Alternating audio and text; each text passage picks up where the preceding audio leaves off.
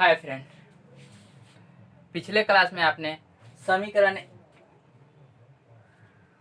पिछले क्लास में आपने यह पढ़ा था कि समीकरण ग्राफीय विधि से हल करना था। उसमें आपने समीकरण 1 का तो ग्राफ खींच लिए थे। अब इसी ग्राफ पे हमको समीकरण 2 का भी ग्राफ खींचना है।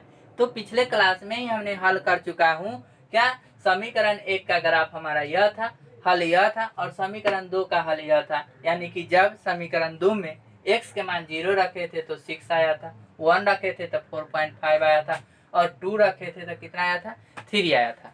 अब हमको इसी ग्राफ पे हमको समीकरण 2 का भी ग्राफ खींचना है, अलग नहीं। अब ऐसा ना हो जो अलग ही जाकर हम लोग खींच दे दूसरा पेज में।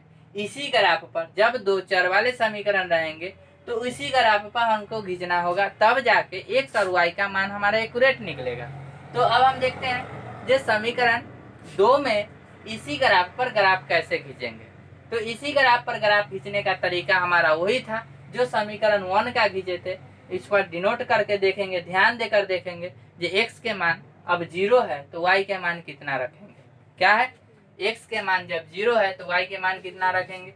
तो x के मान 0 है तो y के मान 6 है। तो यहाँ पे हमारा आ रहा है 0 और यहाँ पे 6, तो यहाँ पे लिखेंगे 0,6, कोई दिक्कत नहीं है, लिख दिए। उसके बाद हमारा क्या है, 1 है तो 1 है, x का मान 1 है तो y का मान 4.5 है। तो 1 और 4.5 जो हमारा आएगा वह मिडिल में आएगा, और कहाँ पे आएगा, यहाँ पे आएगा, यहाँ पे आएगा, यहाँ पे आएगा। तो यहाँ पे हम लोग लिखेंगे क्या चीज, 1,4.5। अब देखिए उसी तरह क्या है, 2 है और 3 है, तो 2 और 3 सेम इसी जगह आएगा ना, इसी पर आएगा 2 और 3। तो इस जगह लिखा हुआ है तो इस पर फिर हम कलम नहीं चलाएंगे और यहाँ पे इसको मिला देंगे। मिला दिए। मिलाने के बाद हमको क्या करना है से देख लीजिए। जिस बिंदु पर कटान कर रहा है वह बिंदु का निर्देशांक क्या है, तो 2,3 है। अर्थात हमारा इस समीकरण में समीकरण जो 1 और 2 था हमारा, उस समीकरण में x का मान कितना आया, हमारा 2 आया, और y का मान कितना आया, 3 आया। यही हमारा हल हो गया, x बराबर 2 और y बराबर 3। लेकिन एक चीज ध्यान रखिएगा, जब भी आप लोग रेखा खींचिएगा तो उस पर जिस समीकरण का रेखा रहेगा उस समीकरण को जरूर लिखिएगा। अगर आप नहीं लिखिएगा तो आपका हो सकता है वो कॉपी चेक करने वाले पर निर्भर करेंगे कि वह नंबर काटेंगे कि नहीं काटेंगे। हो सकता है वो काट भी सकते हैं, उनको मन होगा तो नहीं भी काट सकते हैं। तो हम लोग ऐसा मौका ही नहीं देंगे जो वो मेरा नंबर काटेंगे। ठीक है, आगे देखिए, तो इसको लिख देते हैं इस पर 3x + 2y = 12। अब हमारा काम हो गया, मेरा ग्राफ से हल हो गया। ये था हमारा 10th क्लास के 2 चर वाले रैखिक समीकरण में पहला नियम, जो ग्राफीय विधि से हल करना था। हमारा ग्राफीय विधि से हल करने का तरीका यही है, और इसी तरह आप लोग भी हल कीजिए। लेकिन अब जब ग्राफीय विधि से हल करना सीख गए, अब 5 नंबर का क्वेश्चन बनाना सीख गए, लेकिन इसी में से ऑब्जेक्टिव क्वेश्चन आता है, उस पर भी थोड़ा सा ध्यान दे देते हैं। क्या, जे ग्राफ में ऑब्जेक्टिव क्वेश्चन क्या पूछेगा। ग्राफीय विधि से हल करने के लिए तो कहेगा तो कर देंगे, लेकिन ग्राफ से ऑब्जेक्टिव क्वेश्चन क्या पूछेगा, यानी कि 1 नंबर वाला क्वेश्चन क्या पूछेगा। क्वेश्चन में भी आ भी सकता है और नहीं भी आ सकता है। तो इसके लिए हम लोग को तैयारी रहना पड़ेगा, क्योंकि जरूरत है नंबर लाने की। पढ़ते तो हर कोई है, लेकिन गांव में देखा जाता है जो नंबर लाते हैं वही पढ़ते हैं। इसलिए नंबर कैसे उठेगा इसको देखिए। 5 नंबर की तैयारी तो कर ली है, ये कन्फर्म है जो 5 नंबर आपका हो गया। अगर आप लोग मेहनत करते हैं तब, मुझे कहने से नंबर नहीं मिलने वाले। आगे देखिए, तो इसमें एक क्वेश्चन क्या आता है, एक ग्राफ आपको दिखाई दे रहा है, ग्राफ दिखाई दे रहा है। यह जो रेखा है समीकरण 1 का रेखा, और यह जो रेखा है समीकरण 2 का रेखा है। इसको थोड़ा सा और बढ़ा दीजिए, इसको भी बढ़ा दीजिए। ये समीकरण 2 का रेखा है। अब ये समीकरण 1 वाली रेखा और समीकरण 2 वाली रेखा, दोनों रेखा को देखिए गौर से। यह कहीं ना कहीं एक बिंदु पर प्रतिच्छेद कर रही है क्या, तो यहाँ पे देखिए यह प्रतिच्छेद कर रही है। यानी कि केवल हम इसी रेखा को देखें, केवल हम इसी रेखा को देखें तो हमारा रेखा बन रहा है इस प्रकार। बन रहा है कि नहीं बन रहा है? बन रहा है ना। अगर इसी प्रकार रेखा बन रहा है तब तो अच्छी बात है। कभी कभी यही रेखा क्या रूप लेगा से देख लीजिए।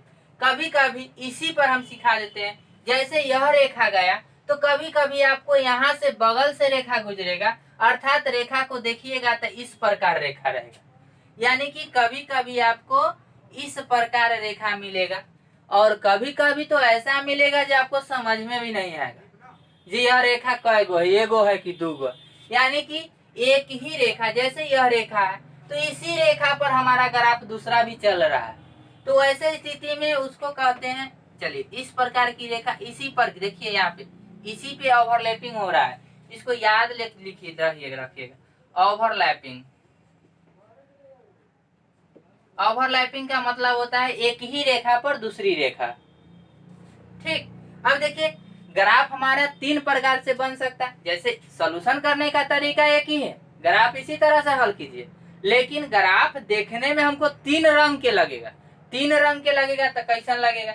एगो ई हो जाएगा, एगो ई हो जाएगा और एक ई हो जाएगा। तीन को दिखाई दिया ना। अब देखिए ऐसा जब ग्राफ बनेगा तो हम इसको कहेंगे प्रतिच्छेदी ग्राफ। क्या कहेंगे? प्रतिच्छेदी ग्राफ। जब ऐसा ग्राफ बनेगा तो हम इसको कहेंगे समांतर ग्राफ। क्या कहेंगे? समांतर ग्राफ। जब ऐसा ग्राफ बनेगा तो हम इसको कहेंगे समपाती ग्राफ। अब देखिए ग्राफ तीन प्रकार के मिल गए, प्रतिच्छेदी ग्राफ, समांतर ग्राफ और समपाती ग्राफ। अब देखिए इसी से जब ग्राफ प्रतिच्छेदी मिलेगा ना तो इसमें केवल एक हल होगा, केवल एक ही हल होंगे। ये ग्राफ का क्वेश्चन है, ऑब्जेक्टिव। जब ग्राफ इस प्रकार प्रतिच्छेदी मिलेगा तो उसका हल कैसा होगा? केवल एक होगा। अगर ग्राफ समांतर मिलेगा तो इसका एक भी हल नहीं होगा। इसको डायरेक्ट लिखिए, कोई हल नहीं, कोई हल नहीं। तीसरा अगर संपाती मिलेगा ना तो इसमें तो समझ जाइए जे अनंत अनंत हल होगा, या इसी को कहा जाता है अनेक हल। क्या कहा जाता है? अनेक हल। अब देखिए यहाँ पे एक चीज और मैं बता दूं, ग्राफ से रिलेटेड क्वेश्चन पूछेगा ऑब्जेक्टिव, खूब पूछता है, मन लगा के पूछता है। कैसे पूछता है वो पहले लिख देता हूं, उसके बाद बताता हूं। अब देखिए इसी को अविरोधी भी कहते हैं। अविरोधी क्या कहते हैं? अविरोधी रैखिक समीकरण। क्या कहेंगे? अविरोधी रैखिक समीकरण। इसको समांतर ग्राफ वाला को क्या कहते हैं? इसको कहते हैं विरोधी। क्या कहते हैं? विरोधी समांतर रैखिक समीकरण। रैखिक समीकरण। और लास्ट वाले को क्या कहते हैं हम लोग?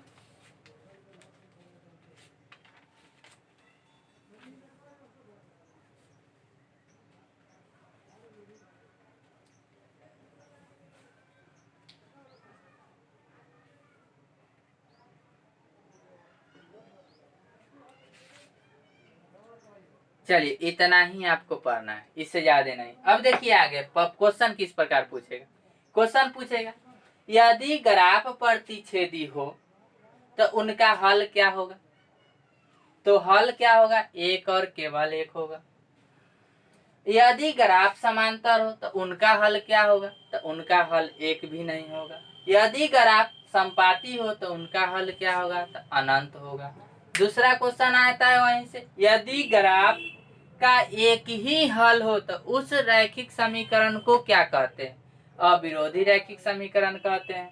इसी तरह उसका कोई हल नहीं हो तो उसे क्या कहेंगे? विरोधी रैखिक समीकरण कहेंगे। इसका कोई क्वेश्चन नहीं आता है। तो आज आपका क्लास खत्म होता है। दो चर वाले रैखिक समीकरण में ग्राफीय विधि से हल करने का तरीका आपका समाप्त होता है। अब आप लोग को करना क्या है, 10th क्लास की मैथ बुक से देखिए क्वेश्चन को बनाकर। अगर आपको क्वेश्चन नहीं बन रहा है, अगर आप पढ़ने के लिए जागरूक हैं, तो आप इस नंबर पे